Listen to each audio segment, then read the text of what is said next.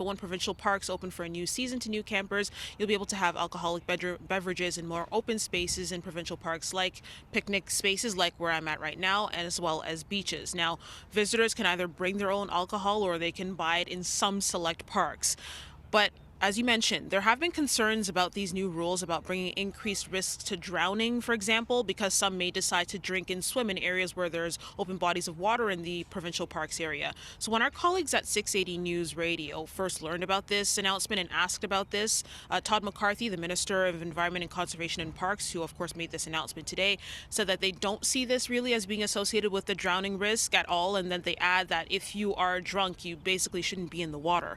Now, I also asked about any potential increase of OPP staff when it comes to ride programs around provincial parks. Again, because there might be concerns that people might, drink and drive around these provincial parks now that these rules have been expanded a little bit about this. I asked this to the minister, and here's what he had to say.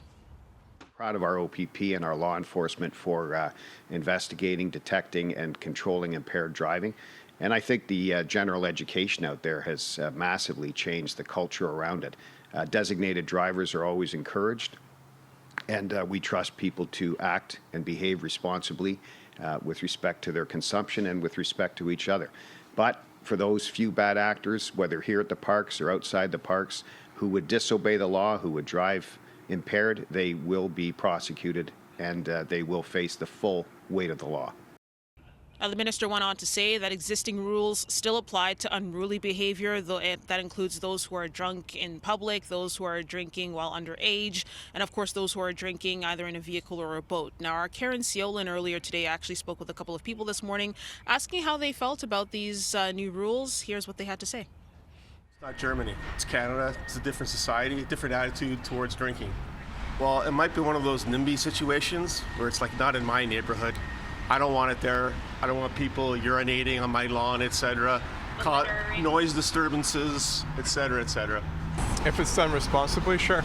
Honestly speaking, people already do that. They've been doing that for a while. It's just don't expose their cans and bottles. But yeah, well, if people are allowed to smoke, why not drink, you know? Yeah, I think so, yeah. I don't see any problems with that. I think that's cool. Everyone will probably be safe. Everyone in the city is super nice. So campsites, that'll be cool. It's not a bad idea.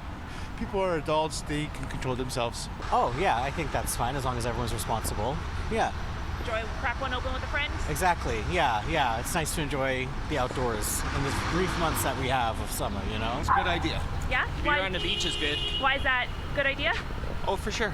Everybody wants to have a beer and relax.